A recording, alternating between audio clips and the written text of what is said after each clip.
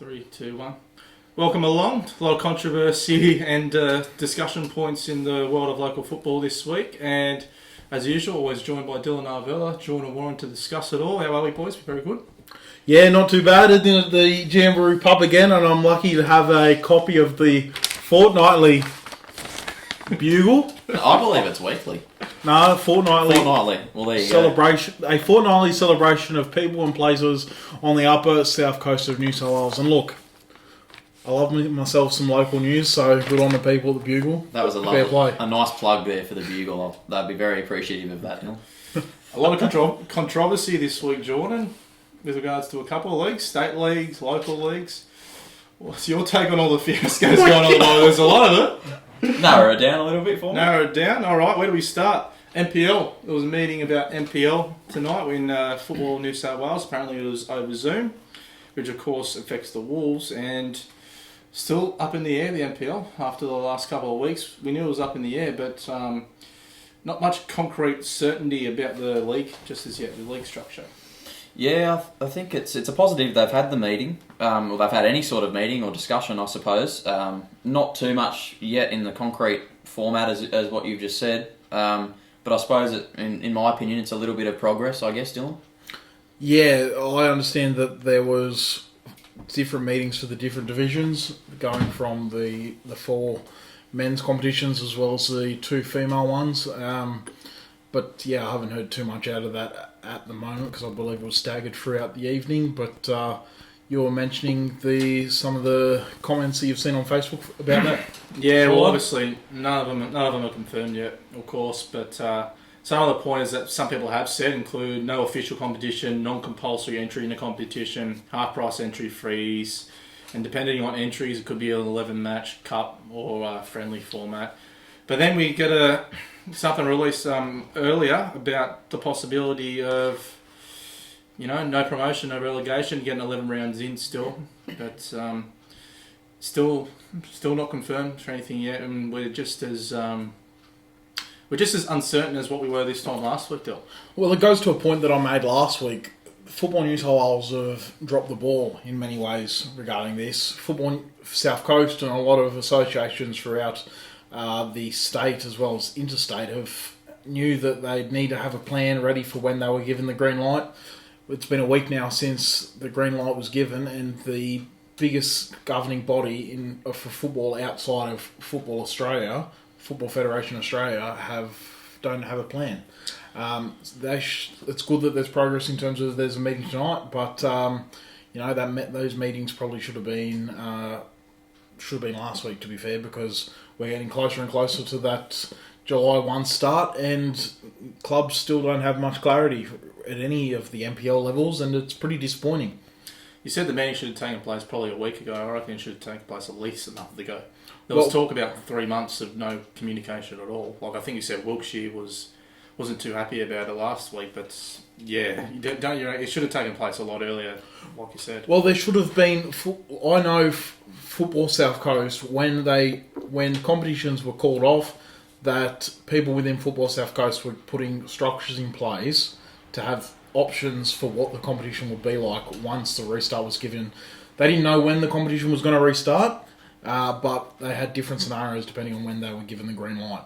Clearly, it seems as if that has to happen with Football New South Wales. I understand they have a lot more people that they're dealing with, and obviously the geography is a lot different to a confined association, but there should have been more communication while the uncertainty regarding a start while there was still uncertainty regarding the start date, which is now July 1, there should have been those options being put in place, and then as soon as the green light was given, within the next day or two, they should have all been together nutting out what they're going to be doing. But yeah, at the moment it seems as if the NPL1 at least isn't going to be a thing at this stage. Lot to see what happens in the next few weeks, but look, Jordan, the IPL has had its problems when organising what's going on with the comp over the last couple of weeks. We'll touch on those points a little bit later. Obviously, some new pointers to talk about following last week, but I think this is just taking it to a whole nother level. It's a bit of a shambles, isn't it, with Football New South Wales? Yeah, it is. yeah, like Dylan said, Dylan and yourself said, the planning behind it has not been the best. It's been nothing short of shambles, really, in terms of football in New South Wales. And I think you said before we press record on this particular podcast that there was an eye on an August start for the NPL. Mm-hmm. I was talking about 1st of August, I believe. Yeah, so considering that there hasn't really been anything set in concrete yet, that's, you know, players have got to do their mini pre-season again, got to start again. Sort of the plans need to be made and put in place, sort of to get players prepared mentally and physically.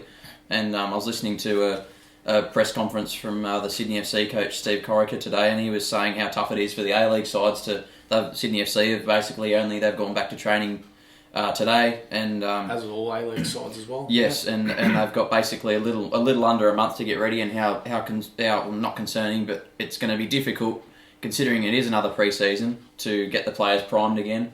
And there's other issues like Ryan McGowan, for example, has got to be quarantined for 2 weeks.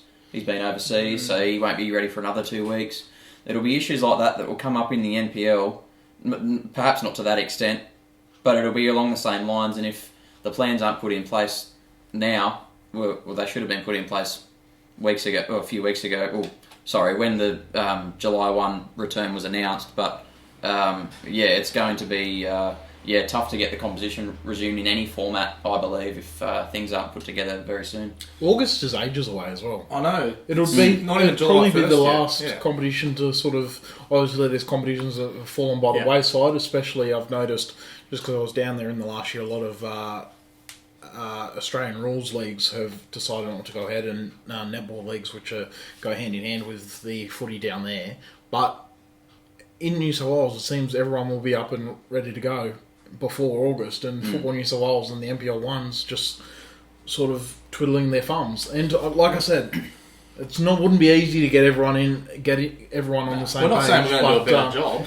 But there just doesn't seem to be anyone overly satisfied at the moment. I just think it's a bit concerning considering that the Group 7 Rugby League is sort of they've had a plan. Well, they've just made a plan in place. I know it's country level, and we're talking state level, but they've got a plan in place, and the sport that they play, it's a lot more contact than football. So that you'd think that surely the issue doesn't rely in the actual terms of contact play in terms of COVID. Well, it all comes down to money. That's the reason why there's been so many sticking points. There's no doubt about that. But someone's going to have to give. I've heard rumours that teams are back training in NPL. I've heard rumours that 4 teams aren't going at all. It's just... Do you reckon, Jordan, it's better to just say, right, scrap NPL1 for this season. This season's just an asterisk. Do you reckon you just scrap it now and save the problems for later on, or do you reckon they just push on with some sort of friendly competition? Yeah, I see both points. I don't think that it should be completely scrapped. Only in the fact if they make a competition out of it, say 11 rounds, like Football South Coast are planning on doing in our league or our leagues. But I do think that that in terms of if there was just to be a friendly competition, like you said, there's not a lot of, I guess, passion to do that for the players because they want to it's their livelihood. They want to get paid. They need to get paid. And if they called an end to the NPL season now, perhaps that would give a chance for maybe some players to come down and play, District League, IPL. I just wanted to point out that there was a comment on the Facebook post surrounding all this NPL1 discussion. Somebody said, "Gee, the Illawarra League's going to be very strong this season," and it's seconded our comments over the last few weeks about the possibility of NPL1 players coming down Dill. It's always strong, I will say that. But that's definitely a possibility if the NPL doesn't go ahead, because there's plenty of Illawarra players playing in the NPL system. That would be in some ways a positive, but also some ways a negative, because you want to see players playing at the highest possible level they can. But I could definitely see that come to being the case, especially Wolves players. Like Will Shearer said that, I believe he said that he wants there to be football this year, but he's got players that will want to play, and if he doesn't have if they've got no matches to prepare for, you can see a lot of them going playing in the IPL. Not to say that they wouldn't be going back to the Wolves the following season, but yeah, so we'll wait and see still. Do you think if they scrapped the NPL this season, they would allow for players to do that though? Do you think it'd be? I don't think it would be that easy. We have said it off there before that there's only so many spots left in IPL teams now. They had the players signed up before all this happened. There's only so many spots they can fill. There will be flexibility regarding. Although there is a couple that registration.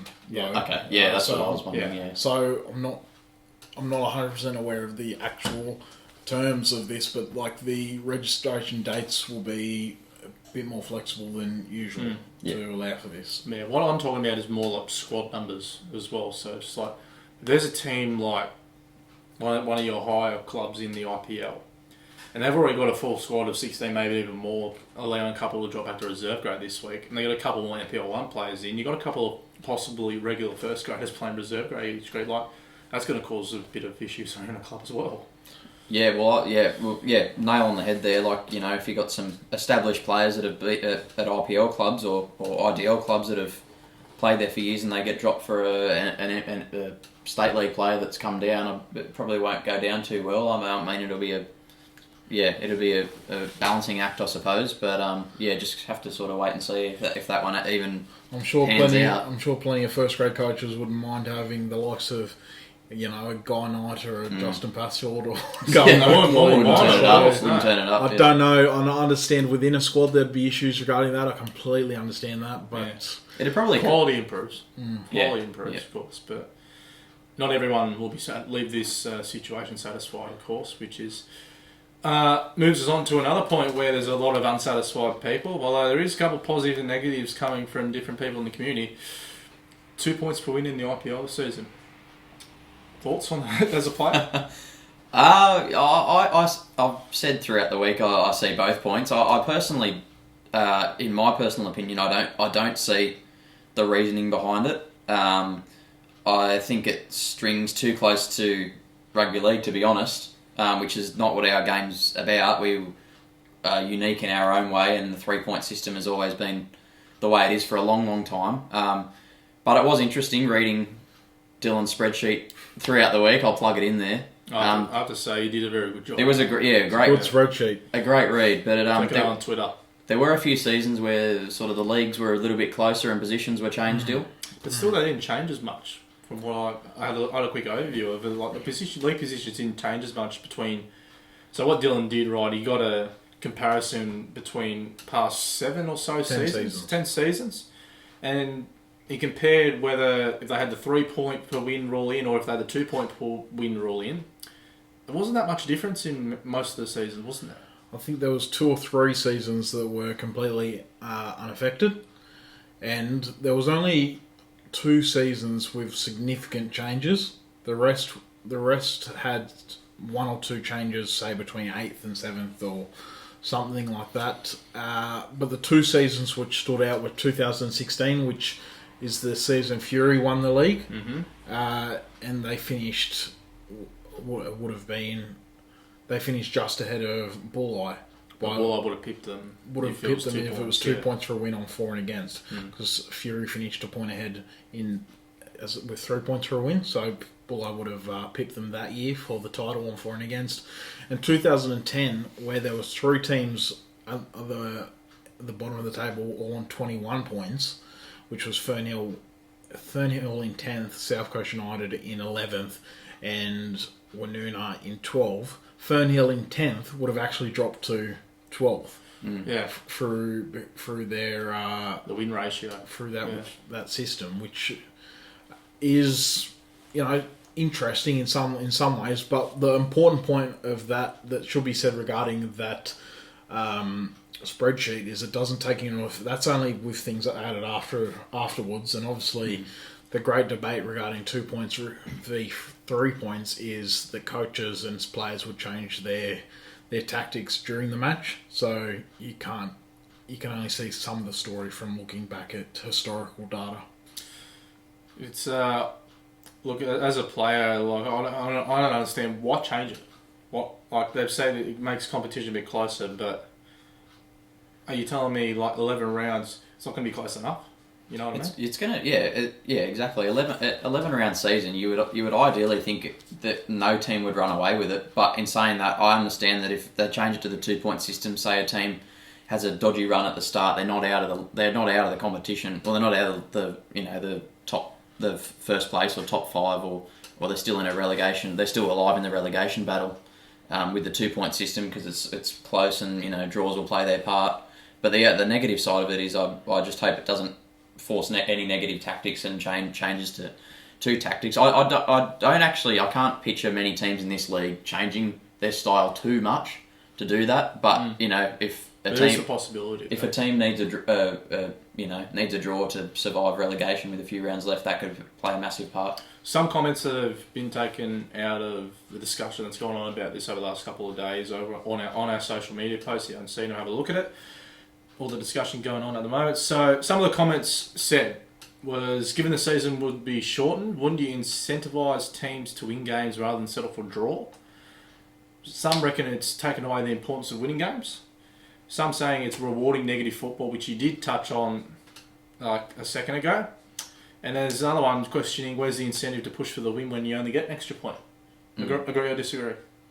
I agree with all of those personally. Like, people might have different views to me, but I agree wholeheartedly with all of those. I don't. The fundamental thing for me was when I read that these potential changes could come, is why change the football system? I know it's a unique time, but the 3 points for a win. That's all it's ever been. Really. Well, I told you earlier, we're the only football league in the world at the moment that's doing it. Yeah. And so there's been a lot of other leagues affected worse than what we have. Yeah. Agree or disagree with this decision, Joel, do you reckon? Yeah, it is a strange one for me. I pretty firmly disagree with the move. Obviously the debate, the reason for it is to make the competition closer, but I just don't see the value in that. It's, as you said, it's the only competition in the world that's going to go to this system, and next thing you know, they're going to start bringing in scrums. But speaking to, I told you I could have brought my Parramatta Eels jersey tonight. Speaking to coaches and players over the last few days about it, while generally people don't. The thing is, people. This is getting put to the clubs tomorrow night in a meeting, so that this decision isn't final. But while there's a few people that are firmly against it and have said so on social media. A lot of it, yeah. A lot of clubs don't seem to have too much of a strong opinion on it. And they just, like, I was speaking to one coach of a mid-table club that said that they're just looking forward to getting back out and playing it, and either way that they're going to try and win, regardless of how many points they're given. But I think it's still, it just seems, overcomplicated, isn't it? Well, it's not that. It's just It's just made things difficult. It's not that complicated. It doesn't. I don't know why it's like. There's no valid reason except for making it closer. I don't see why it's Is it really making it closer though? And I just. It does, but it doesn't. It shouldn't make it closer. If a team's won 4 out of 4 games to start with, and teams lost 4 out of 4, and that should. It's still going to be the same amount of work to catch up to that. I just don't know why. Honestly, if anyone from them is making decisions regarding this, I honestly have no idea why. Like, the closer argument doesn't really hold much. Well, this is coming from 3 blokes who work with FSC as well, obviously, and we're having a fair discussion about this. But it's like you said, if a team's it's fine to bring up. If a team's like 2 wins ahead of it, it's still going to take the same amount of effort from a team below them to catch up to them. It's going to take the same amount of wins, similar amount of draws. I think if the season was, say, hypothetically 50 rounds, that this point system would probably have more of an effect. Difference, yeah. But in 11 rounds, why things are so unusual as it is? Why bring this in? Tell me why. And why? And you said before, like, I think it's just going to take because most coaches just want to get out there and play. Most players as well. Most players. And most players, yeah. But I don't think it's going to take. I think it's going to take all 12 coaches from both leagues to say no, we don't want this, which is unlikely to happen. So it looks like it will happen, but that's just. Yeah, I don't understand. It's a weird thing to sort it's the of strangest thing I've seen. Nail to your mast. You know? It's just like you said about. I've become flabbergasted. Might affect how teams play. Do you reckon it's going to have much effect on the competition as a whole? Oh, go on. No, go. Can I if it does make it closer, it's only going to be very marginal, and that's what that table that I'd made does show. It will only be very marginal. So the positives of it would only be very small, but there's a stronger chance that it's going to be negatively impacted in terms of playing teams playing a more defensive / some people say negative brand of football. And while the chance of that still isn't massive, it's a lot higher than the chance of making the competition closer. And so if there's no promotion relegation, who What's cares? the point? What's the who point? Who cares if it's three? If it's three, who cares if it stays the 3 points? Like, it should stay the 3 points. If there's no promotion relegation, like you said about the three teams at the bottom, I think was it 2017? You said no, 2010. 2010. Three teams at the bottom, it would have affected relegation. Yes, that doesn't matter this year. So why bring it in? You know? Yeah, it makes no sense. It's bizarre. Any more comments on that? Just a couple of more comments. The first one being, if the 2 point system goes through, it'll be very, very interesting to see how the table goes at the end of the year, and compare and do sort of a reverse of this, and transferring it to 3 points and see if it makes a major difference. Yeah. But also, I'd want to give a shout out to Josh Bartlett and Cameron Mee, who had a good the debate article in the Mercury the other day. I think it came out on Tuesday, which discussed the 2 points v 3 points system, and they raised a few interesting thoughts on the matter. Look, I'll be honest with you. Once all this big pandemic situation is done, Mercury seems more committed to covering the IPL these days, like with football. Don't want to toot our own horn, but we're committed to doing it as well. I'm looking forward to see what happens over the next couple of years with regards to coverage of local football as well. It's exciting times, do you reckon? Yeah. Eventually, once this is all over, of course. Yeah. Toot toot. I just hope it. I'm sure it will. I hope it keeps this level of intensity for football. It's brilliant. I think that coverage in football, locally anyway, is improved. I didn't want to say nationally, but I won't say nationally, but locally, it's especially in our region, it seems to be growing. And FSC have always done such a great job, and the Mercury have got a couple of very good and dedicated sports journalists that are doing a very good job. And the South Coast Footballholic podcast is a new and looking to be established. Is that the train leaving Bro? And the Wollongong Football Show when they were around as well. Correct. Yes. Of course. Yeah. So. No, a lot of good media coverage, and it's only a positive. The more people that cover the game, it's brilliant. Looking forward to seeing what happens FSC TV in the future. Keep an eye out for it. Right. Speaking about the National League, the A-League's coming back July 16 with the Victory playing against Western United. The National League, but anyway, go on. Well, I mentioned it. Sorry, Jared. Bring it up. Western United Victory at Amy Park on July 16. Clubs returning to training this week, like you said earlier. Still dramas with Fox Sports, though. There's been dramas with Fox Sports in the A-League for the majority of this. Would I say just this season, or would I expand it longer? It's gotten worse this season, I'd say. I think that COVID-19 hasn't helped, but it's been very clear to see that there has not been any... Since they got rid of Sunday Shootout, I think. Yeah.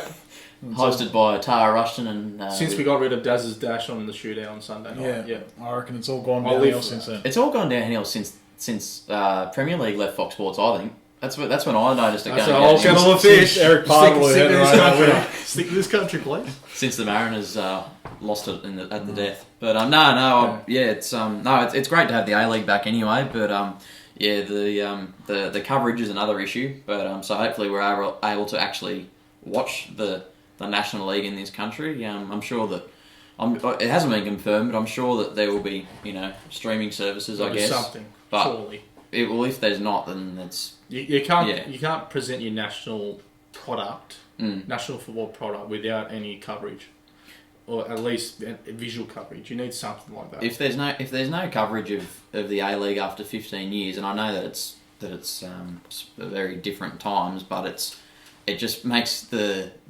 pessimist in me think that we're 15 years back again with the ending of the NSL, when that was sort of a situation. I was a bit young for it, but from what I've been told, it was sort of there's shades of similarities between the two. But I just hope that it seems at the head of football in this country are sort of on the right track, and there's been a change. There's times when you think they're on the right track and then veer off. Yeah.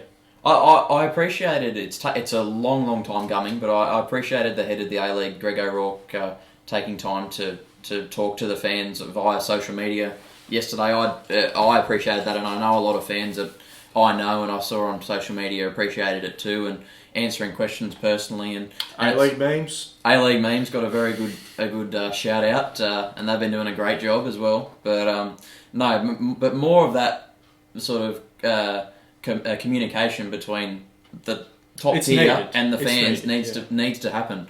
I mean, there's no chance of a communal front.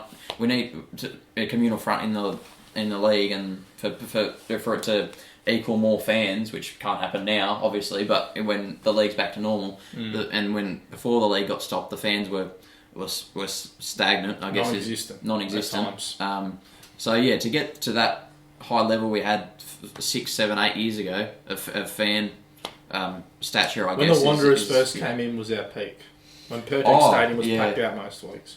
You look back at some of the highlights now, not just of the Wanderers, but there was, a lot of Brisbane games. That was the peak of their powers. Like, it's, for me personally, the biggest travesty, and the Wanderers is a different story. But Brisbane Roar 5, 6 years ago, and they were at the peak of their powers, playing the best football this country's seen in a long time.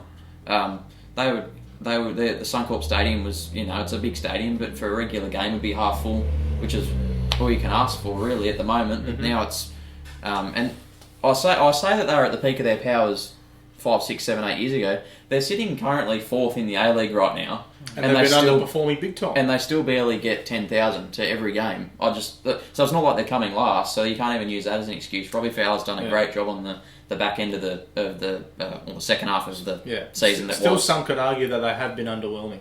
They've definitely they're not. I don't like watching them.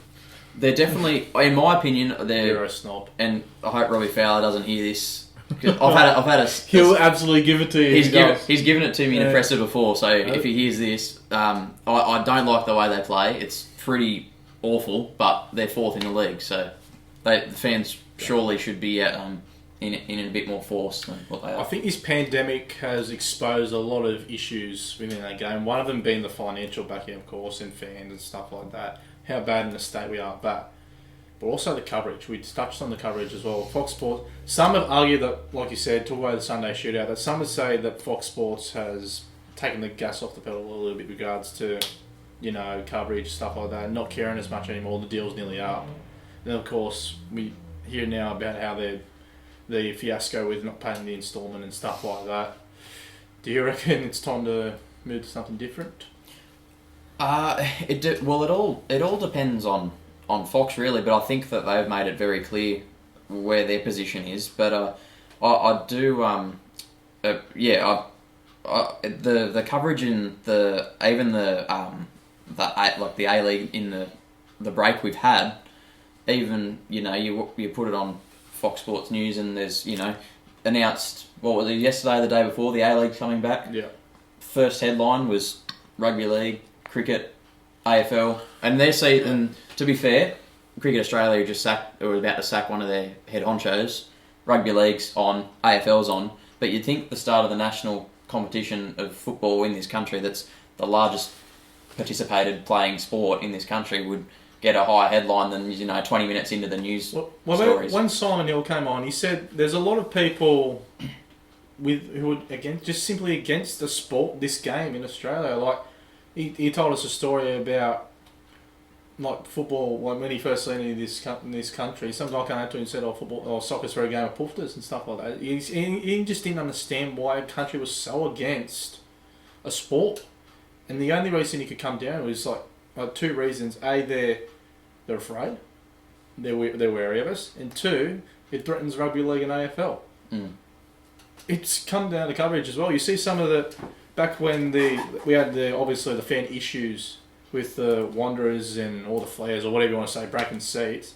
How negatively that was reported on stuff like 7 News and stuff like that. It almost seems like no matter what, there's always someone against this game in the country, and at times that's within our own football community as well. They're against it. There's all pessimistic. I think You've got to get rid of that. Yeah, I think it. Yeah, I don't necessarily think that news organisations such as the one you mentioned actively go out to defame I'm not saying that, football, of course not, but in saying that, yeah, I do get. There's times they've painted it in a very negative way, over sensationalised it in a way which it wasn't as bad as what it said. I will say that there's been some issues in other games that haven't been reported as viciously. Yeah, and I will say, and I wanted to mention this earlier, and I've just remembered it now. I was happy with the A-League's decision to go ahead with the league because there was a lot of skeptics saying that they were being held hostage by Fox Sports, and I'm glad that just with or without Fox, the contract was there, and I don't know I'm not a lawyer. I don't know the ins and outs of the contract. Right. I need Tim Gibson back, but but the contract was there. Fox Sports obviously wanted to do a runner, which, for whatever financial reason, it's clear that they're not doing too crash hot. But they had a contract. As far as I say, A-League's holding up their end of the bargain now. But I'm glad Fox Sports, time your turn. But it showed a lot of guts from FFA and the A-League to continue with or without Fox. So I'm glad I'm over the moon that they made the decision to keep going from July 16. Talking about coverage as well, obviously there's been a couple of ideas whether they stick with Fox Sports next year, whether they go somewhere else. So talk suggestions, go to Optus, but you don't know the financial reasons as well, what's going on financially as well. But there has been suggestions, obviously, you said from the Golden Generation, about a possible of a dedicated to FFA streaming service. With all financial backing suitable, do you reckon it's a good idea? Yeah, it's a tough one because at the moment the A-League's not profitable. In fact, it's quite the opposite. So it's tough, and you can't expect. And this is, I'm guessing, what Fox Sports' problem was. You can't expect a KO Sports or we'll use Optus as the example because they've got Premier League, they've got every league under the sun. Why on earth would they pick up the A-League other than for the love of it? Because they would not be making money on it. It's just not a profitable league. But that's the whole Unity thing. Is a step to like a streaming service like that, is that the step we need to take in order to become more profitable in 5 years or so? Look, I think it's going to be just the age we live in. It's going to be the step for all, not just sport, for most TV. It's already television and film. It's already, in terms of film, you got Netflix and Stan and stuff like that. That's been around for years. But in terms of sport, you got Optus Sport, you got KO. Even the A-League has their own app. Like, I just think that the way the technology's heading, that the Foxtel services of the world are just going to become redundant in however long it takes. Foxtel's definitely been reported to be losing money over the last couple of years, and the pandemic's exposed it a lot. Yeah. Dill, what's your take on this? Just on that final point about Fox Sports, you've seen how many, I don't know if you would have seen, but because it's probably not something you guys are really looking at, but the amount of journalists that have been laid off. Definitely from Fox Sports. Obviously, there's the high-profile ones like Daniel Garb, but there's heaps of journalists that have Tim Robertson been laid off from there, even like the ones away from the TV, the ones that are writing for their website. And it's really sad because you look at the Fox Football Twitter page now, and they're posting articles that have been they're in partnership with like publications such as The Sun in England, which is a disgraceful media outlet. Did you see that one, the Aaron Moy one yesterday? I was flabbergasted by that. Well, I've unfollowed. There you go. It's really disappointing to see. Yeah, so the Aaron Moy and Matty Ryan one I'm thinking of. Oh yeah. As if that counts as news. And of course it says staff, right? A lot of people are calling it Women's Day now. No one had put their name to that story. It's a disgrace. But anyway, sorry. I'll have a look at that afterwards. But it's really disappointing because Fox Football, in terms of, obviously at the moment they've really dropped the ball, but they were hand in hand with the start of this national competition, which has been going for, a decade and a half. So it is really sad to see, and some of the iconic moments were on Fox Sports and with the likes of Simon Hill calling them and whatnot. So it is disappointing. Where it goes from here, I'm not too sure. Look, I've got to say, I'd love it to go on Optus Sports because ever since the World Cup, the first week or two of the World Cup was a hiccup, was concerning, but ever since it's been really good. To be fair, it seems like a pretty, what is it, $10 a month? It's cheap. And if you get a certain mobile plan, it's free. And I think that if the Premier League, the English Premier League and the A-League are on the same service, I think having it on the same service as the Premier League is going to benefit the A-League. Of course. Because that's Some where the people eyes already are. have Optus. That's where the eyes are. That's what Fox Sports had. They had the A-League running into the Premier League on a Saturday night, and that works really well. And I think that they have put a lot of money into football over the last couple of years, Optus Sports. I can see that being a fantastic option. Whether it's going to happen, I'm not too sure, but fingers crossed it does. As to an FFA TV sort of thing, I don't think it's financially viable at all because I don't think there's enough people willing to pay for it. Some people are arguing there is, but no, look at the fan numbers. Well, someone's got to... Otherwise, people would be watching Fox Sports. Exactly. There isn't the fan At the end of numbers. the day, Foxtel has become... It slowly got this way. Foxtel, and more specifically Fox Sports, is just too expensive. It's just... And that's just the way it's getting worse. For the common fan, they would prefer to pay the $10 a month for Optus Sport because it's just cheaper. Oh, but then it goes into a whole other thing. Is FFA TV going to be... FFA TV, whatever it potentially, if it ever happens, gets called... say it's $10 a month, then you've got $10 for Optus, then you've got your $7 Spotify, then you've got your $10 Netflix. Like, you've almost got Foxtel again. Yeah. That package system. Yeah. But the numbers aren't there because because people play the game, Look at the crowds. literally doesn't mean people are watching the game. No, that's the main problem. And you can't just... Like, it takes a lot of background infrastructure to be able to have a streaming service. Unless maybe KO can pick it up independently or separate from Fox Sports, I'm not really sure how that sort of licensing works. But Well, they're owned by Fox, so that'd be tough. Streaming's the way it goes. Streaming's everything in the future. Yeah. To be fair, It is now. But also a point that I really want to make is there needs to be, whatever the next agreement is, there needs to be games on free-to-air TV for the expansion of the competition. To get the public interested in the game, because if the public aren't exposed to it, they're not going to be interested in it. And it's been a great shame to see that there be pretty mediocre games on free to air in recent years, You need your best and also games on get free-to-air. shoved to the third or fourth, like The kids' channel? stuff like that. Yeah. And it's the same with the W League as well. These go hand in hand. They need to be together. W League needs so much more. And it needs to be on free to air. If it's on free to air, people are going to watch it. And in the long run, that's how you get people involved. It's a massive shame that Foxtel or Fox Sports seems to be, going up there. Because in terms of the W League, because this season every game was women's shown. football is growing crazy at the moment. I see it firsthand every week. And I was at every Sydney FC women's game this year. It's so competitive, and even like a 3,000 crowd at Cromer Park in Manly or at Wynn Stadium. Maybe not Wynn Stadium, that's a bad example. But Cromer Park, where else were we this year? We were Cogra even to an extent. The atmosphere was brilliant at the women's games, but needs to Not enough coverage. Needs to be more coverage and more fan numbers as well. And the other point, I know this isn't on coverage, but losing Hyundai, this was a while ago, but losing that brings you back to the Hyundai financial issue. is massive. And Optics as well. In terms of optics of the league, it doesn't look fantastic. No. And who's going to pick up the naming? Jim's everything. The South Coast Footballholic A-League, I think, is going to be anytime soon. We don't have any. We're just as bad in the financial position as the A-League. So. Jamboree Pub. The Jamboree Pub A-League. Oh. Anyway, back to local football. The Jamboree. I know. Oh, don't worry. I'm worried about. I'm going to be thinking about it for the next hour. Oh, you got He's it. worried. Oh, yeah, I've got it. Oh, God. All right, back locally. So competition set for July 25th. Canberra IGA, that is. Yes. Just across the road. Round 1, July 25th, locally, is the proposed date, and it looks more likely that's going to be what's going to happen. Bampton Cup games leading up to it, obviously after July 1st, and in between that period of July 1st and July 25th. After that, everything's gone over the last few months.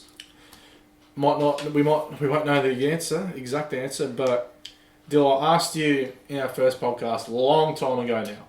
It was the week before the season was meant to start. We asked for our league tips and stuff like that. And league favourites as well. Has your league favourites changed at all? He's trying to think who his league favourite, wasn't he? Yeah, look, it's... What's happened? My top two for this reformed league, with the knowledge I've got at the moment, would be Olympic and United. Mm. Yeah. I think that's a fair call. Yeah.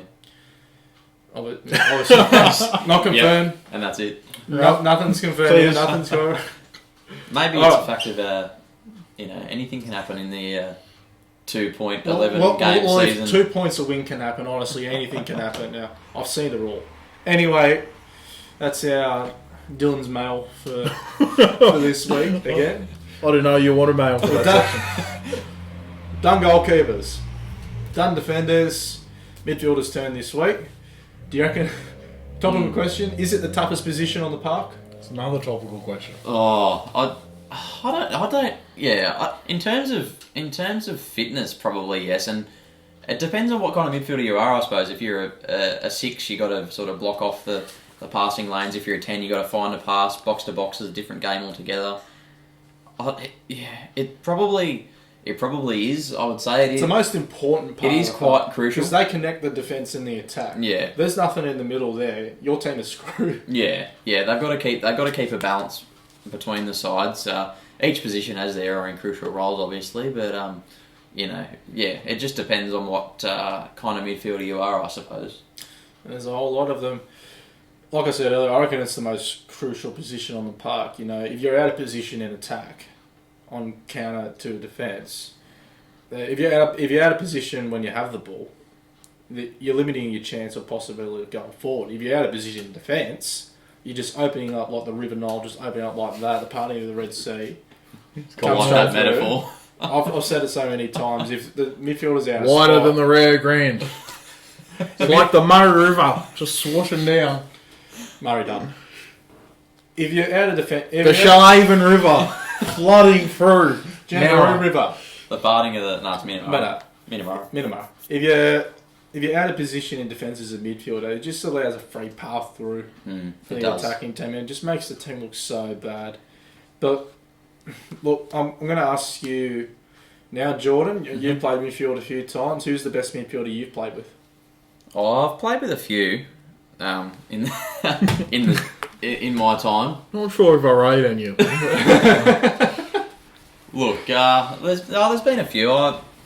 Probably a couple of the high-profile ones I've played with is young. They're all young, obviously, all around my age. But Harrison Taranto's still playing. I believe he's at the. He's still at the with the Wolves setup. Oh, I haven't. I think he was. Yeah. He's not. Anyway. Offense, Harrison. Top player and very creative midfielder. Another one I wanted to point out was Ethan Cambizios.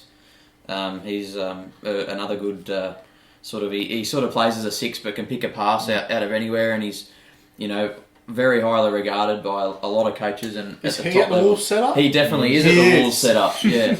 I actually think Harrison might be at Sutherland, but I could be wrong. I thought he made the move back to the Wolves this year. I thought I saw him in a couple of under-20s games at the start before. Look, we need to get our transfer rumours set before we sit down. I'm pretty sure I saw him in a Wolves kit earlier this year.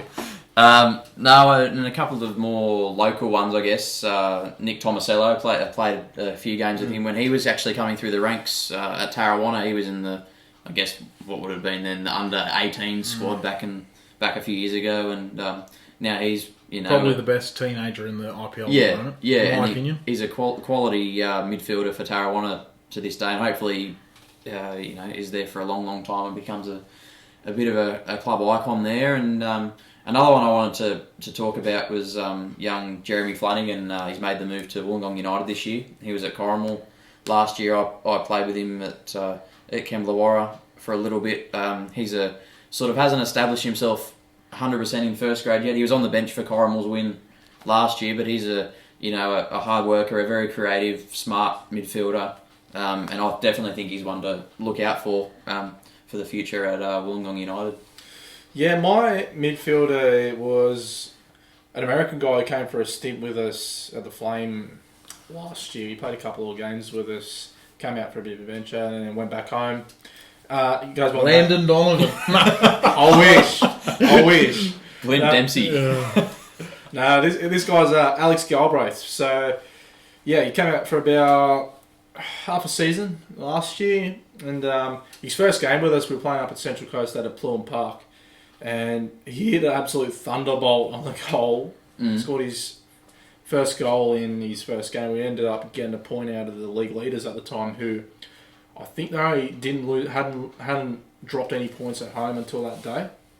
So he was huge for us in those few games to play with us. But he got runs in first grade. Well, he always just got into the right spots off the ball, movement off the ball, looking to help the centre backs, looking to help the full backs, being that connecting player between defence and attack. And that was what really stood out for me, his movement off the ball in possession.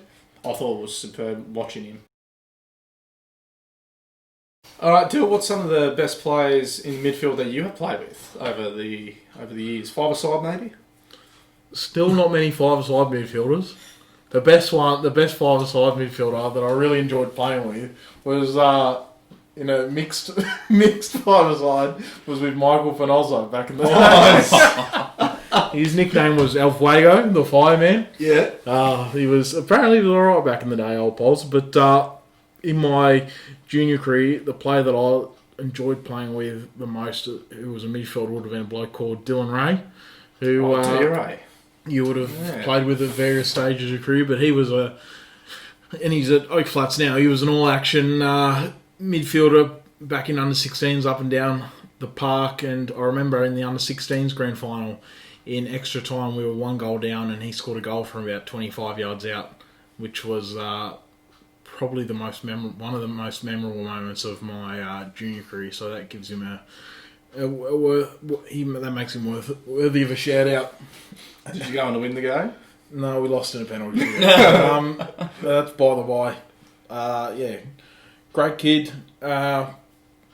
Probably, it's not unfair to say that he hasn't really kicked on as much as I thought he would, but it was a joy to play with. Dilray? Good old D-Ray. You had a couple of players as well that you wanted to mention.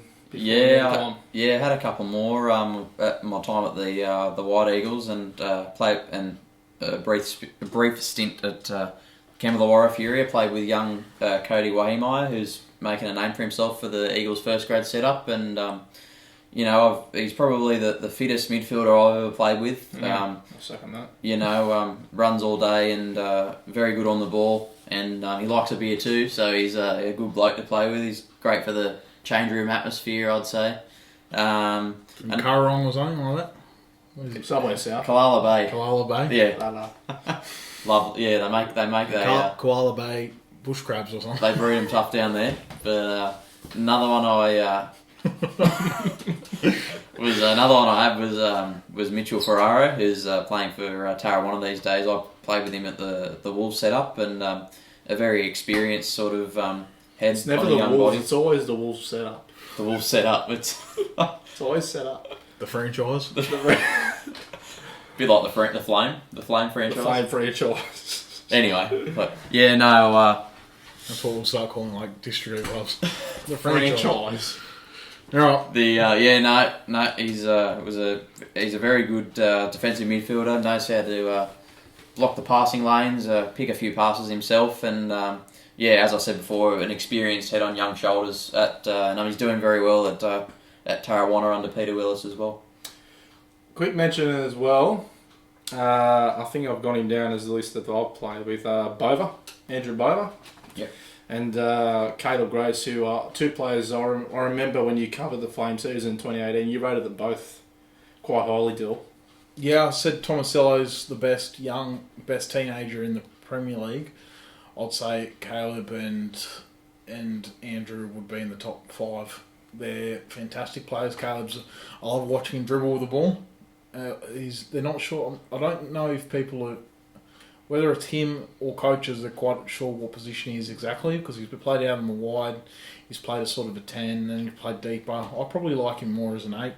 But having the opportunity to dribble forward into the box or dribble into wider positions. And Andrew Bova, the amount of ball that he wins is second to none. One of the first times I watched him, he made about a dozen intercepts in the game. And the first time I watched him with South Coast in a Frat Cup game earlier this season, he did pretty much the same thing. And he's a player that, with the structure around him and a bit more development, will be a tremendous player. And he's top bloke too. I reckon we can both vouch for Oh, that. one of the nicest young blokes in the league. Absolutely. So moving on now. So the best local midfielders that have played locally, it could be representative, could be IDL, could be IPL. And one of the most common fan responses to this question online is Minio Bonatic, or as you like to call him, Minio Boy. Sorry, Minio, I stuffed up your last name off camera, but we'll move past it. But look, yeah, like Dylan said earlier. I won't move past it. Yeah. As Dill said during the break earlier, a lot of people say that he's definitely one of, if not the best IPL midfielder that has played in our league. Yeah, well, none of us have seen him play because he retired in the early 2000s, but was a part of a really strong Port Kembla side as well as the Wolves setup. And also, what's another word for it? You got just the club franchise, the team, the Wollongong Wolves.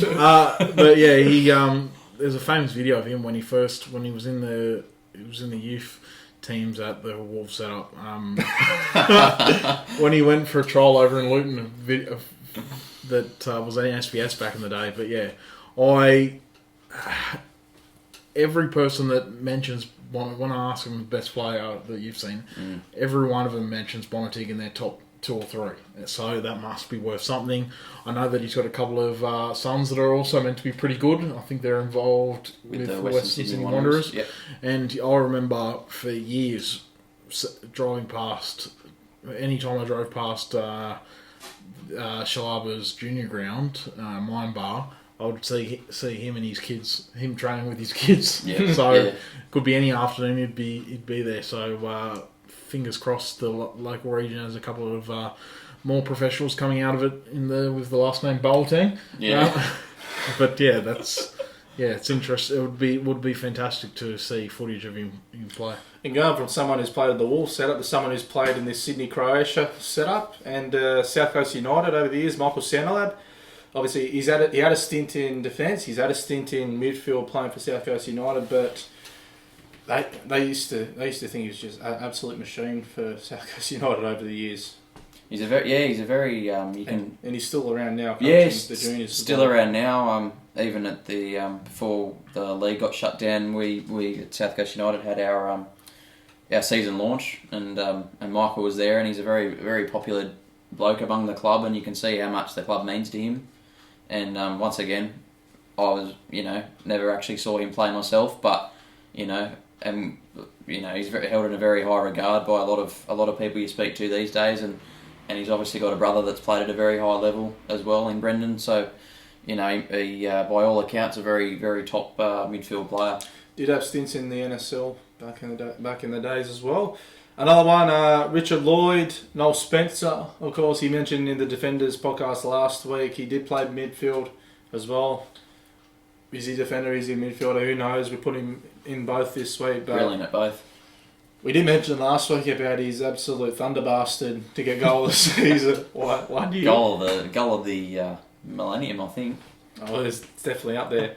Another one mentioned, Phil Brown. I believe he's probably way before our time, but he's held in high regard. Now, back to more modern days. So, one of the first players you said when I asked you who's some of the best midfielders to play locally. One of the first players you said was Brendan Fordham, who was meant to be playing for Albion Park this year. Dill. Can I just touch on Centrelab a quick thing? He also was a player coach for South West United, and I get told a lot that he set up a side that was very different to a lot of other systems. He set up a side that was very different to the systems that were getting played in the Premier League, which made South Coast punch above their weight in many capacities, which he was doing that while he was playing, which also adds to his on-field abilities. But yeah, Brendan Fordham, one of my favourite players in the league, to be honest. He's the ultimate competitor. He was captain of Olympic for a number of years, and he's a big lad that's not afraid of a challenge, be it on the ground or in the air. But he's also got plenty of ability in terms of passing and whatnot, and is capable once he gets in the box from set pieces as well. I think that he was a tremendous pickup for the White Eagles, and yeah, fantastic player. Another one more recently from last year, Tommy Kuwata, who was meant to be playing for Rockdale this year, but who knows, we could possibly see him back, maybe even playing for Corrimal again this year if the NPL1 doesn't go ahead. Exciting player. Won't forget his goal in last year's pre-season cup final. He lobbed the keeper from about 30 metres out on the fly in the pouring rain. So, yeah, great player. Another one, former Georgianala medalist, Vaughan Patterson, who was moving to Bellambi this year. Quite tall. Yeah, he is. But yeah, another very good player. Capable in attack and in defence. He's played for some of the biggest clubs in the league and played in some pretty high-profile matches. His grand final record's pretty poor, to be fair. I think he's played in 5 and 1-1, but that's not meant to be a disservice to him because he's a really good player. Another really good player who spent a lot of time at Bulleye, and now he was in the Wolves setup last year and this year. I'm never going to let it down. Guy Knight. Superb player. Yeah, it was interesting when I was talking to Matt Naylor for an Away From the Pitch podcast early doors. He mentioned how Guy Knight doesn't actually like playing left back, and he was a midfielder before. So he was a midfielder before he went to Bulleye, got put to left back, and then in his last couple of years with Bulleye, shifted back to sort of not really a hold. He started off as at the base, but was given the licence to attack. Mm-hmm. And technically he's got extreme ability. He scored the 2017, I think it was 2017, he scored like 10 or 11 goals as well from the base of midfield, which was pretty tremendous. The sweetest left foot in the league, and it's no surprise that he's gone to be a real key member of the Wolves setup. Another one, Sam Munro, probably the only player locally who's had a brush with Lionel Messi in his time. Pogba as well. I think there's a picture of him with Paul Pogba. Yeah. No, that's Billy Sovalos. Never mind. He played against him in the youth game. Where did Manos play with Lionel Messi? I think when he played for the Young Socceroos, they played against Argentina. Oh, wow. Sam Munro's... I think he's underrated, to be fair. I think that people see him as a short, a stubby little guy that just yells, but he's in a similar vein. He has a severe impact on his team mentally, just by, like you said, just shouting like that, getting in the opposition's heads. It's a big lifter for his team behind him. Well, I asked this to Robbie Shields in the latest episode of Another Shape on Spy, which was an extra one. You're doing one next week. I asked him. No, 19 episodes. Even if he doesn't do much in terms of his play with the ball or tackling or whatnot, he can still have an impact from the amount of not stick, but he gets into the minds of the opposition, and it does because he doesn't stop, and it really puts the opposition off. But he's still got an extreme engine. He's a capable goal scorer, good defensively, a smart player. You can see that. His professional youth. He came up through a strong youth system. He's been a tremendous asset to the league, and he came close to winning the George Naylor in I think 2014, but hasn't really been close since. But I think He's been part of some superb teams. he's probably over these time. He's probably the top 10 players in the league over his time in the competition. Yeah, for sure. Next one, Robbie Del Banco, who's was he? He was there when Albion Park won in 2016. Yep, I believe. Shane Murray, he played for the Fury. He had a stint with Sheffield United, now a Premier League club. He had a stint with them in their in his youth.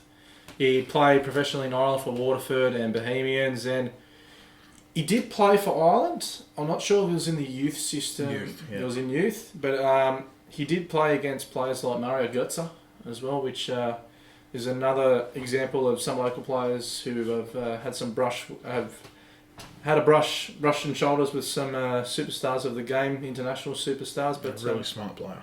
Yeah, and part of Jonah 101 now. You see his YouTube videos all the time, so the tech is on him. I don't know what you're saying. I don't know what you're saying. You better show us that one. So show us up Jonah 101 football training on YouTube, and you'll know what I'm talking about. Oh, Shane no, Murray maybe, no. Is he back in Canberra? Do you know where he is? I don't know, because I think Jonah 101's based in Sydney. I know he did have a stint at Capital Football. Yeah, but he might be in Sydney now because he's a superb player. One of the there's been a couple of good Irish players. Robbie Shields, you were talking about as well. Another. And my grandfather. Wing. There's always a plug. There's always a plug. There's always a plug for the grandfather. Another player that I'd like to add is he probably doesn't get the accolades because he sort of plays for a club that's sort of mid-table to lower table is Todd Sparks at Cringilla Lions. He's been there for a long time, and I met him when I was playing with Dandaloo, and he was sort of a youth. I was 18, so he was youth grader trying to break into first grade. Didn't quite work out there. Moved to Cringilla. He's been there probably I want to say 2015. It's something around that. But he's the captain there, and he's still a relatively youngish player. He's sort of hitting he'd be close to 30 now, but he's a lot of the time holding that Cringilla team together, and perhaps doesn't get the accolades he deserves, but I think he's a top professional and a top player as well. Gives it all. Yeah, every time. Any other players that we missed? We've missed heaps, but anyway. We have missed heaps. There's a lot of them. I know, that's why I want to I don't know if he's classified as a 9, but I've played with him. I've seen him at the Eagles as a midfielder, as Hikaru. Kawasaki, yeah. Yeah, he's a. What would you consider him as? He's a forward. A forward. Yeah. All right, we'll leave him for next week. We'll leave him for next week. It's like Shohei Akuno. I didn't know if he was like more of a cam, more of a forward. I have Akuno down. Yeah. I would have had him next week, but look, yeah. You were there in 2016? I missed him. Yeah. Were you there in 2016? I watched every game. It was superb. Best individual season I've ever seen. We've said it many times before. We'll say it again. Say it again. He Showtime. That's all we got to say. He was superb, wasn't he?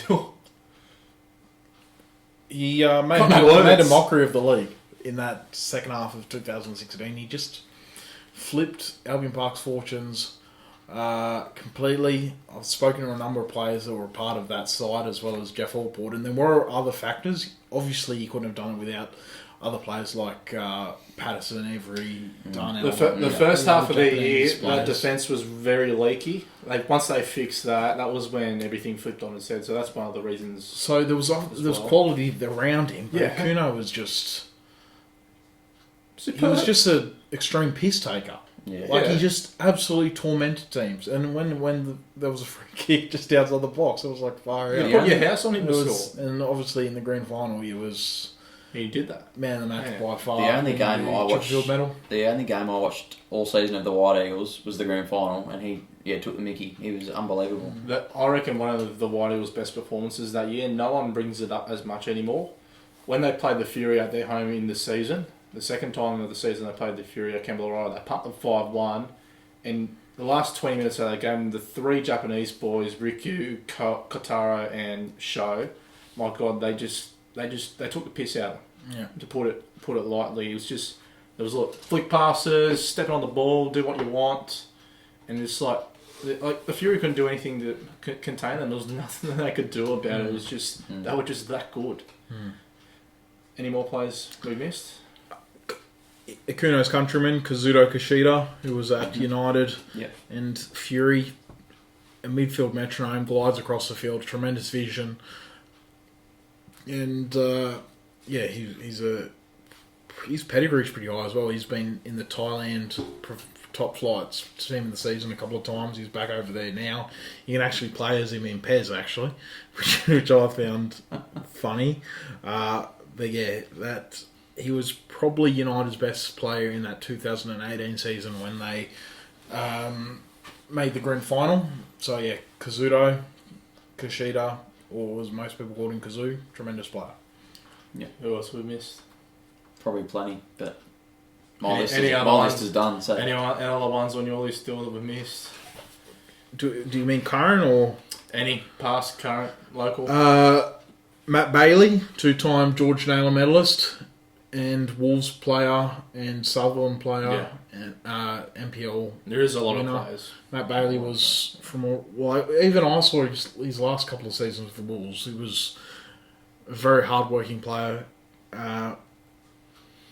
Javier Ovando, who... Oh, yes. The reason why I want to mention him, he won the George Naylor medal despite his side finishing last in 2006 with Warilla. Yeah. And he's been probably the best midfielder in the District League over the last few years. Matt Horsley and Paul Reed, who were a part of that back-to-back NSL titles with the Wolves.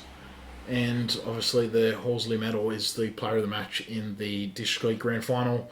And also another player from Gringilla that I don't know whether you guys are aware of him. To be fair, I wasn't too aware of him until he was brought to my attention.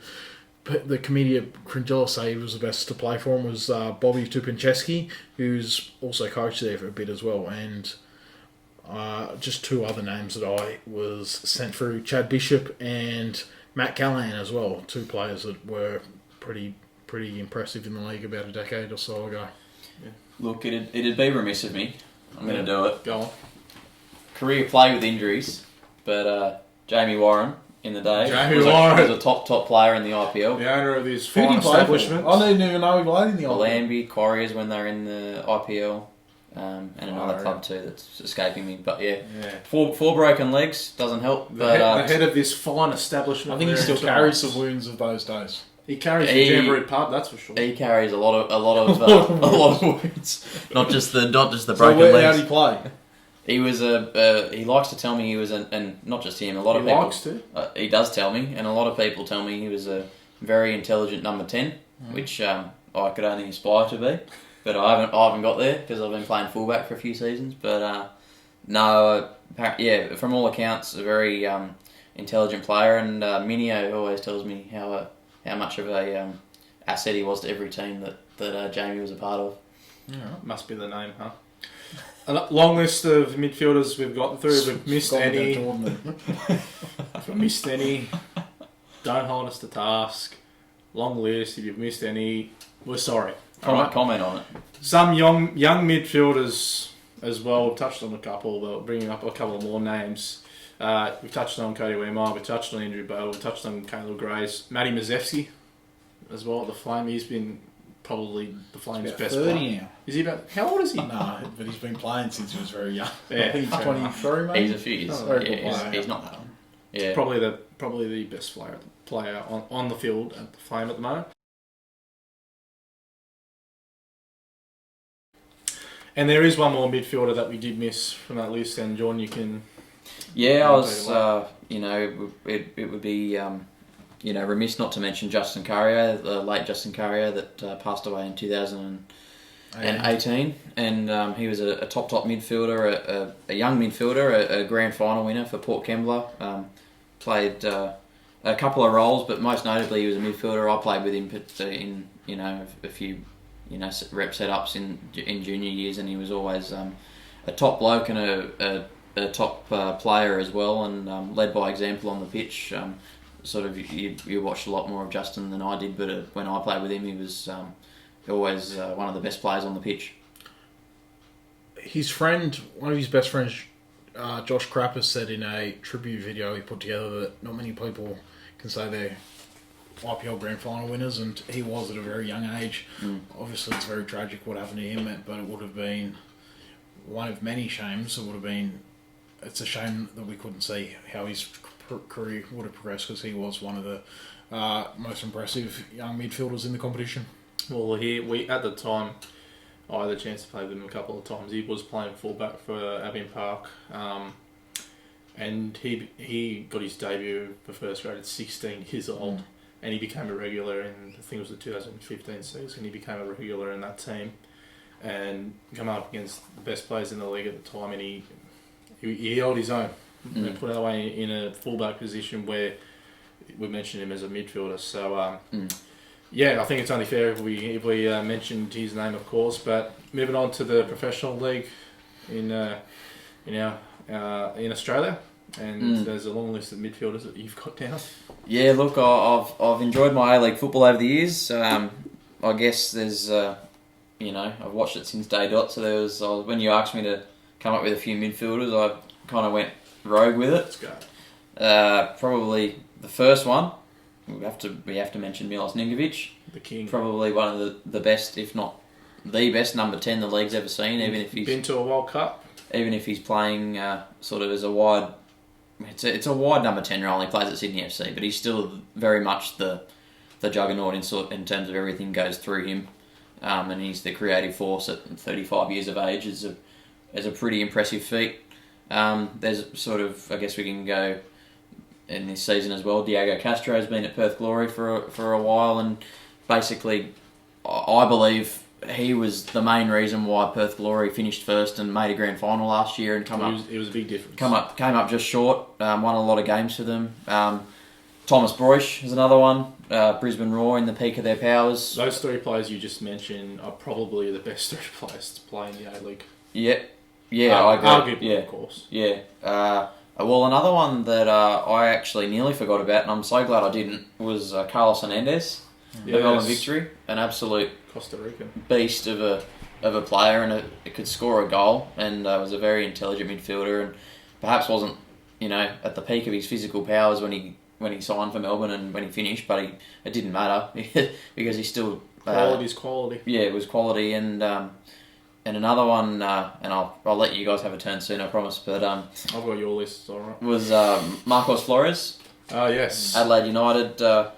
I'm friends with Marcos to this day, and through meeting him at an A-League game, and he's still posting on his Facebook regularly. He only recently retired from semi-professional football. He was in the State League in South Australia.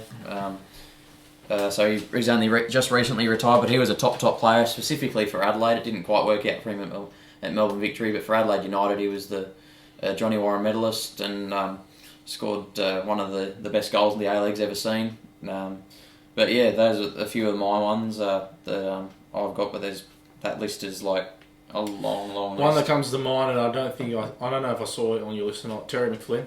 I haven't got Terry on my list, but Terry, there you go. Easily one of our Sydney's favourite players over the years, and I remember being there the day where they farewelled him and they got the big tifo for him. They made a tifo like how those like if you got Mary McKillop in the windows like this. It was like that, like the ones you saw. I was there when I was there that day, and I remember going up and just thinking, oh my god, that's unreal. But Terry McFlynn, the good old Irishman as well, another Irishman we've been speaking about. Who else? Northern Irish, to be fair, but anyway. Northern Irish? No, they get angry about it. Yeah, I do know that. Same.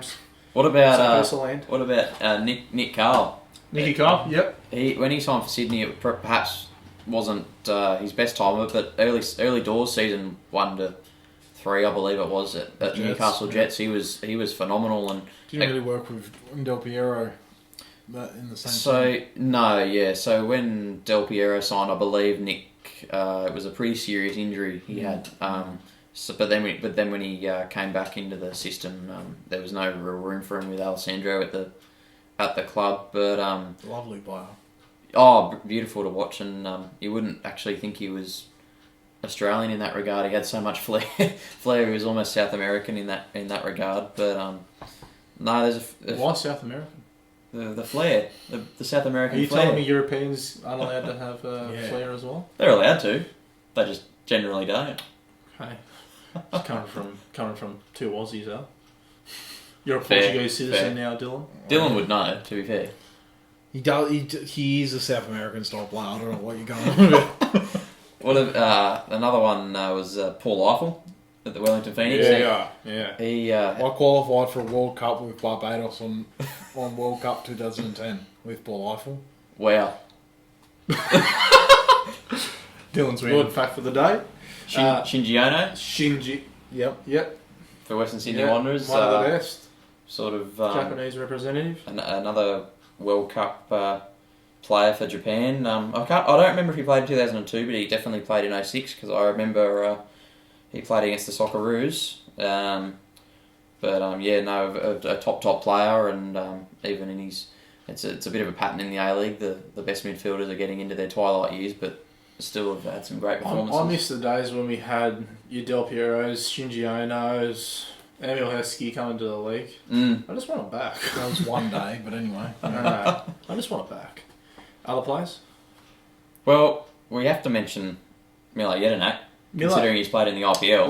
Local as well. We could count him as a local player. He has played there. So At South Coast United and Socceroos captain. And I was reading a story the other day by Ewan James, and he said, I didn't realise this, that he said that, the story said that Jedinak Mile never missed a penalty for the Socceroos, and it's a record held at international level better than Lionel Messi and Cristiano Ronaldo. which, to be fair, probably one of the best to compare to two of the greatest players. I'm pretty sure Messi and football's Ronaldo ever have seen. probably taken about 50 penalties each for Probably. their respective countries, and Mile's probably taken about 10 pens for Australia. 100% record's still pretty impressive, and considering some of the games he scored in, like But the in French, saying that, yeah. the French game. Another one that came to my mind as well, Aaron Moy. Aaron Moy, yeah. Aaron Moy pulling the strings for Brighton now. He had his stints at Western Sydney, but he came to life that season at Melbourne City before he made that move over to Man City signed him, but he eventually went off to Huddersfield. But that season was what really set him up for obviously his career in England right now. He's an interesting player, Moy. In my opinion, he's definitely the best Socceroos player at the moment in terms of club form, club consistency, and his performances on the field. But the only one that can rival him is Matty Ryan in the sticks. Oh yeah, I was going to say Matt Ryan. I was also going to say it's a bit tough on Trent Sainsbury too. But in terms of basing this on club forms, We did speak about that last week. No, Aaron. I think there was one season he had a monumental amount of goals and assists as a number 10 for Melbourne City, and essentially put an awful Melbourne City side up that I think they finished third in the league and got knocked out in the finals a few seasons ago. He carried that team, really. And he started out with Western Sydney Wanderers, of course, as a young boy, and he was actually was he in the inaugural three? I think it was Tarek Elrich, Aaron Moy, and there was Beecham. Was it Michael Beecham? I think it was Beecham. Was it Beecham? Corbini Apia. Yeah, that's it. Yeah, He was in the. That's true. That's true. Yeah. He was in the first three, and Aaron. But sort of, I hope that Aaron Moy's career still has a long way to go. I definitely think that he can definitely play at a. Not saying Brighton and Hove Albion are a very respectable club, and they seem to be holding their own. Have to be a good team to play in the Premier League. In the Premier League, I definitely think Aaron could aim higher. I do think, but he seems he's one of the best players at the moment for Brighton, and after every Brighton match when the league was on, I'd go to the Brighton social media fans comments, and everyone would say the man of the match was Aaron Moy. So Matthew Moy. So it speaks. It's a very high accolade to be named man of the match of your club by your fans in the English Premier League. So top player to come out of the A League. All right, quick fire on this list. Some of the names that are on here. Go. Well, I haven't got him, but Keske Honda is another one. Casco. Keske Honda. How did we forget him? I don't know. Well, it's me. Matthew Mackay, an absolute stalwart at Brisbane Roar. Lee Broxham in the similar regard. I think he's played every position on the field. But I guess Del Piero as well sort of was put as a number 9 in his last season. But that first season he was sort of held back a little bit. I think there was one in the second season Del Piero player Joel Griffiths actually signed for Sydney FC. So he was deployed Those as a were 10. the days. The Those were days, the I want days. him back. Who else will be? Adrian What Muziek. year is this? Muziek. What year was the Muziek. first year? 2005. No, and Del Piero Oh, signed. Del Piero? Oh, probably 2012. Yeah. 2012. And a couple more names while he's searching something up. Dimi Petratos. I guess he's a... There's a couple where it's just like, are they wingers, are they attackers, are they midfielders? But you just throw them anyway and we mention them twice. Brett Holman's Brett another Holman, one. yeah. Alessandro Diamante's been a revelation for United this season. Been superb, hasn't he? Kone as well in that regard. To a lesser extent, he's had a couple of injuries. But What a team. Sydney FC in 2000. can you read out the team for me, please, just so I know how Am I good reading life out is all of right them? now? Read it out. Please. Fire it out. Vedran Janjetovic. I'll just read out the whole Wikipedia.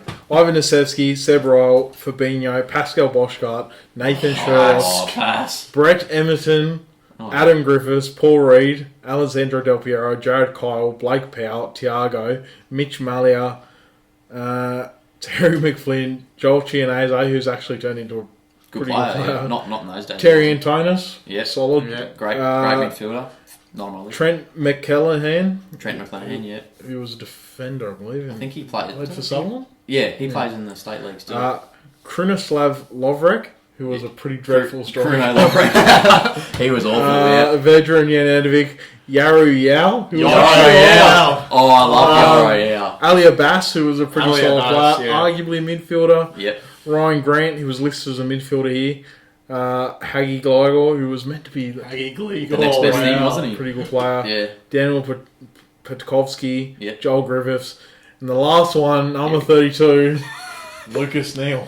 Aptly Lucas named. Neal. What a team. What a time that was. You know what? On Alright. paper, that's not a bad side. It's a decent You got side. like 3 Socceroos in there, and And you got one World of the Cup best winner. strikers to ever play. Okay. And Yaru Yao. And Yaro, Yaro, yeah, I was making my forwards pod next and week. good old Just quietly. Pask. Pascal Anyway, Boschart. couple more names. I got perhaps not from quality, but just from longevity. I've got Roston Griffiths playing for Perth Glory. Ruben Zakovic. Ruben we have to give Zakovic. him a mention. He's been local as well.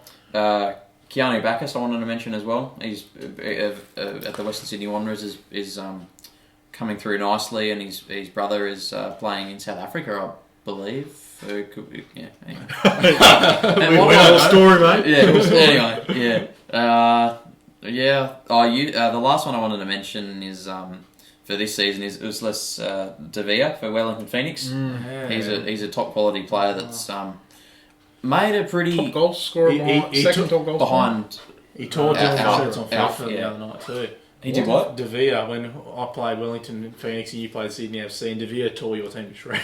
Well, let's be honest. Wellington they're not. They should be last on paper. They should be last. They're pretty good. Wellington. Wellington. Put your case forward. Goalkeeper. That's Maranovic is good. He played for Auckland City last year, didn't he? He played in Confederations Cup for Did he? New Zealand. Yeah. Kakasha, I like him. You like He looks good. Stephen Taylor, to be Gary fair. Hooper. Stephen Taylor's Stephen one of the best Taylor. centre backs in the Gary league. Yeah, that is Gary true. Hooper. Yep. He came mid-season, but What's that bald bloke? Danny Ball. Danny Daniel Ball? Ball. Yep. Who else plays for him? David Williams. No, he's gone. No, he's gone. He went Who in. plays midfield for him? Oh, Cammy Devlin. Devlin's actually been a revelation. Mm-hmm. Good This team. year. Why are you having a go at him? Oh, I don't know. Hashtag Nick's The out. Nucks. All right. Any more? No, that's about Get it. him up. That's about it for me. The one we sort of touched on earlier was Terry Antonis, who is playing very well in Korea at the moment, and Oli Bazanik. When he's not getting suspended. Breaking legs, breaking hearts. Oli Bazanik is another one. Stefan Mork is a consistent A-League player, and I think that segment's. I think I've named every midfielder for the last 15 years of You've missed a few. You've missed A-League half of football. them. Oh, go on. Go on, Dylan. Fill me in. Oh, Neil Kilkenny. I'm a big Oh, fan yeah. of Neil Kilkenny. He's been yes. Castro's the best part of that Perth Glory team, no doubt. But he's a tremendous player at the base of that. And still, I think the City were obviously there was personal issues at City that led to his departure. But a great player. Yep. Plenty of games in the English lower leagues as well. Riley McGree, one of the best Riley young McGree, yeah. players Yep. in the A-League and will be, no doubt, be back in Europe eventually. Mark Milligan, who we mentioned last week, shifting between that tremendous player. Massimo Madoka. He was a very hard-working player. Great. Yeah. Do you... what's his name? Stuart Michalik. Yeah, Sydney that was FC. the Sydney FC. back And in the Newcastle Jets as well. First season. He I was- think, did he play for Fury as well? I think briefly, yes. Just for the first season? But he was at the Jets initially, then it was Sydney, then it was the Fury. But he was his career sort of... He's notably said he had during his career had a lot of issues with his mental health, but when he was in top form, he was in that grand final winning side of Sydney FC 2010. He was personally my favourite player in that season, being a midfielder as I was at the time. But another one that just came to my mind. Another player, Robbie Middleby, who I think was on the books at the Wolves as well, and I think he might have also signed at the Fury. He played for the Fury, yeah. But I think he's not from Wollongong, but he's got a weird connection to, and he's obviously also played for Sydney FC. Yeah. A couple of other ones, I've got Brendan O'Neill. Yes. I thought you had him on. Did you mention On him? your I do. list. Yeah. Did you mention him? No, I didn't We mention didn't him. mention him. Oh, I didn't mention Josh Brillante or Brandon O'Neill. I think O'Neill's twice the player Josh Brillante or Luke Bratton is. I think he's an incredible player. Also, I think he was born in Ireland as well. No, he's born in WA, I think. Was he? Yeah. He's I believe his father's Irish. Yeah, he was born in His WA. voice is Yeah, Irish. I was surprised when I found out. Great player, great Yeah. free kick taker as well. Isays at Adelaide. Yes, yeah. Tremendous defensive midfielder. Arguably the best defensive midfielder to play in the A-League. Did so much for that side, and he was probably spending about 5 seasons there, and a young start, who obviously just left last season, and arguably a midfielder, but can sort of be a 10 as well as Sarprat Singh. So Yes, he's yeah. Great youngster as just well. won the Bundesliga. Technically. More winners' medals than Liverpool, Jared. True. Ask me in about 2 Us- weeks. us- Yeah, another one I wanted to Null and mention. void. Another one I wanted to mention was Void over. Ben Over. Kantarowski at the Newcastle Jets. Time's up. He's a solid midfielder Made his for a few debut years when he now. was about 12 years old. Yeah, he's been around for years, but in that particular year where the Jets finished second and made the grand final but lost, he was crucial to proceedings there and was brilliant under an Ernie Merrick regime. Is that all we got? The Jet setup, yeah. The Jets set up at the Jets Academy. The Ernie Merrick regime. Far out. Poor Ernie. Well, it's time to wrap up this football setup. Superb having you two on again. Obviously, Dylan's become a more regular guest now, but it's always good to hear you. When are we going to announce Arvella? Now, so we might as well wait. Might as well come full time. I've got pretty high wage demands, boys. We know that. We have to pay for the best, mate. Yeah. Oh. That's why we're on for free. That's right. Thanks everyone for listening. See you guys next week. See you guys.